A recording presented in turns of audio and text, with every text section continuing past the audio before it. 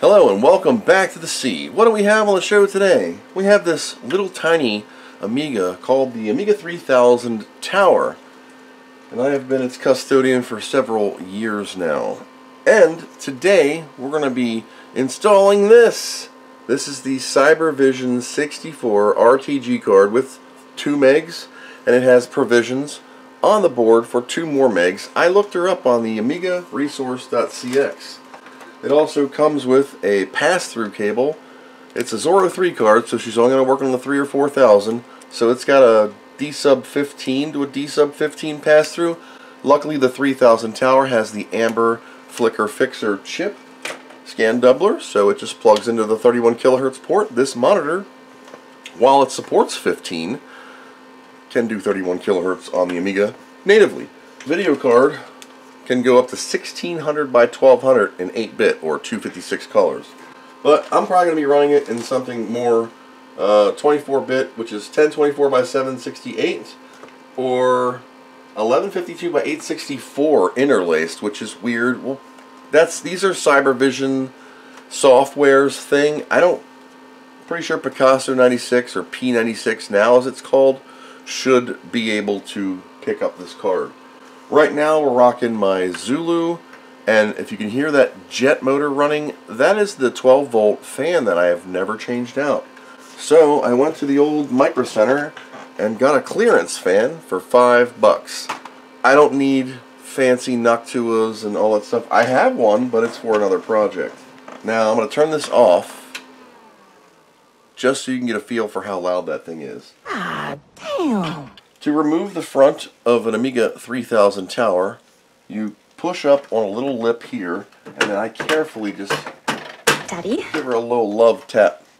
Because there's these little pegs that I have snapped off more times than I care to, and I glue them with cyanacrylate and baking soda to form new concrete. Just what we got to do. And there you can see the other floppy drive port, which would come off here, 2 5 1/4 bays, and a grill, which is actually functional. Now these are paper, cardboardy, aluminized cardboard. They were air duct covers to prevent suction from devices that, because you had vents here, because the processor's over here, and there's a big drive tray here. We'll get into all that. I want to show you the insides. Here on the back you can see the ports. We have a standard whatever the hell that plug is called, regular power cord in, and then you have the reversed one where you could hook your monitor to this so it would power your monitor off of the mains. Not the power supply, it just kind of passes through. Really neat thing. It saves you one little bit of a cable. Your 5-DIN keyboard, mouse, joystick, serial floppy, SCSI parallel, 15 kilohertz, 31 kilohertz, and a disable-enable switch for Amber. You also get a left and a right audio out, and I have a Ariana Grande network card in here. 2 screws in the back. They're very special screws. They're the matching color, and they have a plastic washer with the same tannish, khaki, beige, or whatever it's called. This side also comes off, but due to the construction of the 3000 Tower, you don't need to take that side off unless you're doing some major case work because it's a solid board behind it. Now with these 4 removed, the feet, if you have them, have little like a notch, like a boop, where it would hold this in. So I just kind of pull out on the bottom of the foot, and you can see here's your door. It's just a little tiny thing.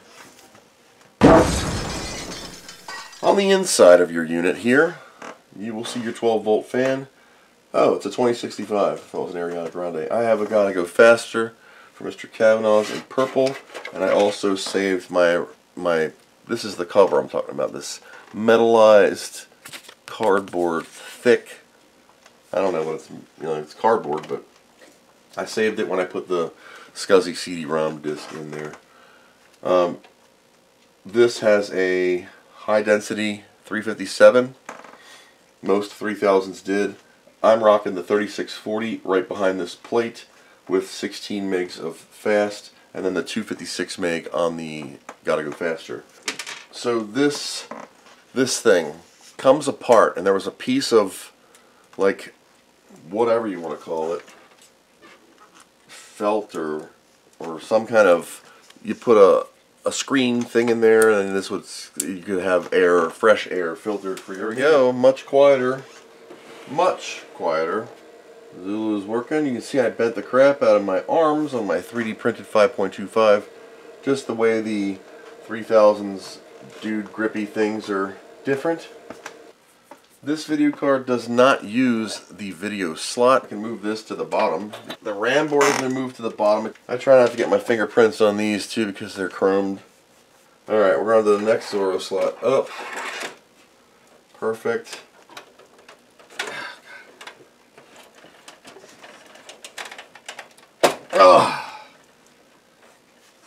Okay. Should I put the screw in? Probably not, because you know I'm going to be back in here. So that's the installation of the card. It is right in front of the fan. And I might even heat sink some stuff because I'm OCD, especially the S3 and the Roxler chip. Now, do I need to disable Amber? Sure. That's not it. So it's got to be this one.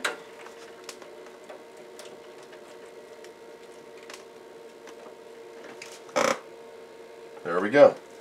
So, in case you're wondering, in the future, CyberVision, the innermost card is your pass-through and the outer is your VGA, because I can't find any documents. So as you can see here, I actually labeled VGA and 15 kilohertz for that pass-through. Here's a better shot of the card sitting in its little Zorro 3 slot with the 2065 Ethernet underneath. And then all the way underneath of there, probably in the darkness, is the purple Gotta Go Faster 256 megabyte memory board, 357A high density floppy drive. 3D printed feet, courtesy of Mr. Staney on my Discord. He designed these a little shorter so they could fit on my Ender 3 V2. They are on Thingiverse right now. Get those. Cool. There's a little close-up inside of the 3000 tower. My crappy fan that I cracked, I'm going to have to replace again. Okay, so we're going to scoot this guy as far as I can over without falling off the table. It's above the metal leg, so we're good. I'm going to put the faceplate back on because I don't like looking at it ugly like that. Represent your girl. There, I'm not sticking it fully on, but it looks nice. So it's not as crisp as it was because I am not in flicker fix mode. What happens if I hit Amber enabled on this? Let's see.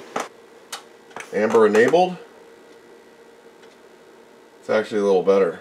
Now with Ethernet, I can get my Picasso 96 if you have a Gotek or a CD-ROM or a zip drive or whatever means you have when you need to swap over. You do you. This is a 60-40 with a 3640 card like this inside.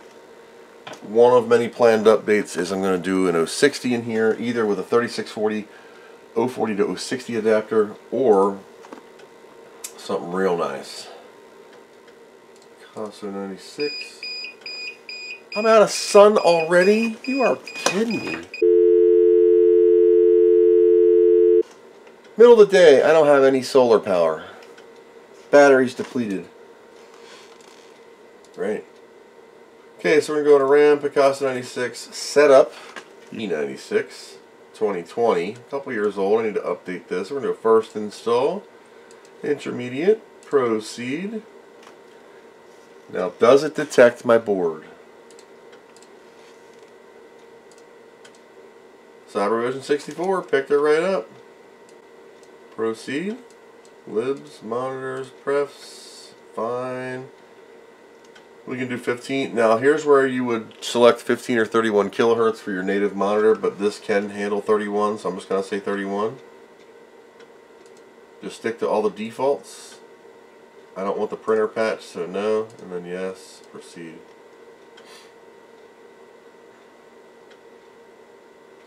I'll have to reboot because it puts the monitor driver linked, so we're going to reboot. And now we have a CyberVision 64 and then we'll flip it to a 15 kilohertz regular Amiga program and see how it handles. Like, for example, sysinfo is a regular Amiga program in NTSC high res or PAL high res. I'm in NTSC, ECS Denise 040-882, normal. Okay, so we're going to go to program, prefs. Remember, this is 3.9, yours will be similar. We're on the P96 thing, the AS, P90, Picasso 96 mode. Please attach the board attached to. So here's the not attached, here's my CyberVision. It's got all these weird modes. So I'm going to test the 800 by 600. That's 256 colors, that's 8-bit. We're going to test the 30, see, it only syncs to 49. I'm going to have to move this. If you're NTSC with Picasso 96, here's a little safety tip thing. Now I'm off to the side. I haven't fixed any windows or nothing. When I do these modes, so like let's do 800 by 600, it's good for me for Amiga mode. I am 60 hertz here. Right now it's running at PAL. This monitor will do that, but it sucks her over. So if I check this box, I can move this thing to get it to 60 hertz here. And then when I test it, it moves it over and the auto adjustment centers it. So that's good. That's 800 by 600. Let's uninterlace that and test it. That's a little better. There you go. It was interlacing the screen. So 1024 by 768 looks good in 8-bit. Let's try 16-bit. We'll have to say yes to keep our changes. 60, that was 37 hertz. Oh my god, let's crank it up to 60 here. That's PAL. Let's go 60. Test it. 1024 by 768. 60 hertz. NTSC. Get over there. Looks great. Alright, let's repeat that for my monitors. If you're a PAL machine, you would want to knock this to 50 over here. Test it. High color. Nope, because it's interlaced. Uncheck your interlace. Remember, I have a scan doubler on, so I'm going to uncheck my interlace modes. Good. That's 16-bit. I can't do anything higher because it grays out. I have to be in an 800 by 600 true color. Then I can do the full-blown, pimped out 24-bit graphics. But there we go. Perfect. Fits the screen nicely. And I'm a widescreen monitor, okay? So you do you. So we're going to save that, and we got to reboot again, and it'll say reboot now. Reboot now. Initiates the reset circuit. We're going to restart the machine. Now, this will not come up yet. I just set the Picasso modes. That's just telling the video card, hey, you can do these, or the Amiga, hey, you can do these modes with this video card that is attached to you.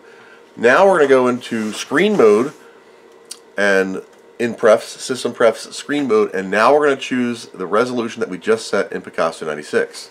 Okay, so now we're going to go to screen mode, NTSC high res lace.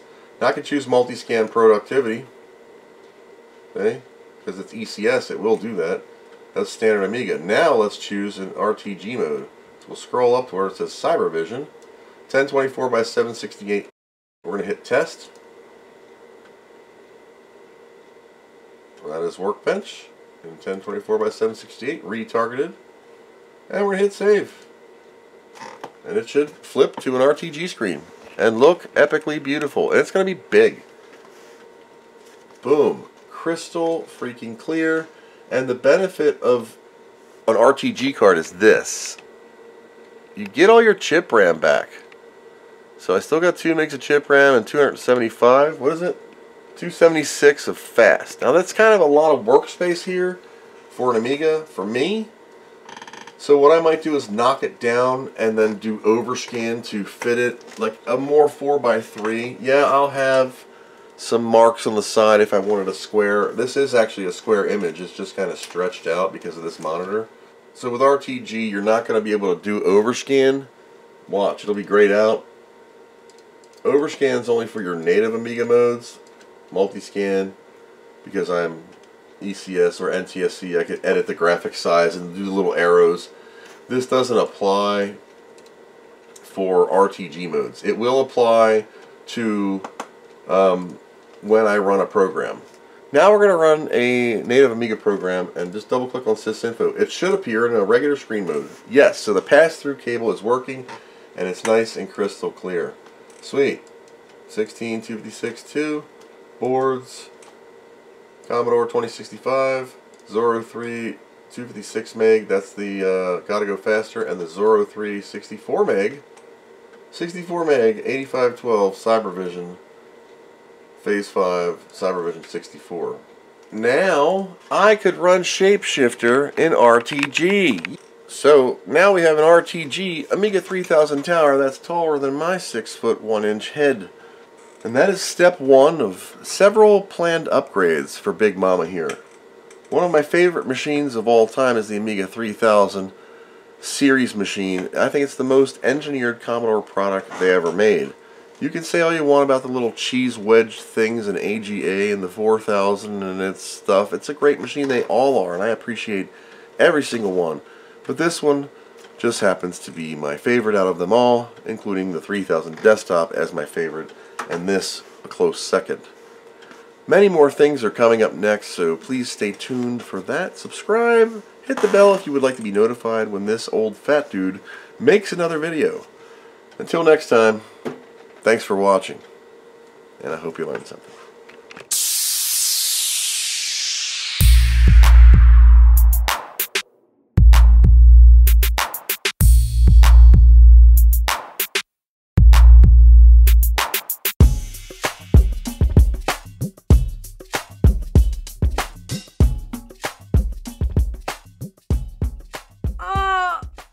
What do you know from funny, you bastard?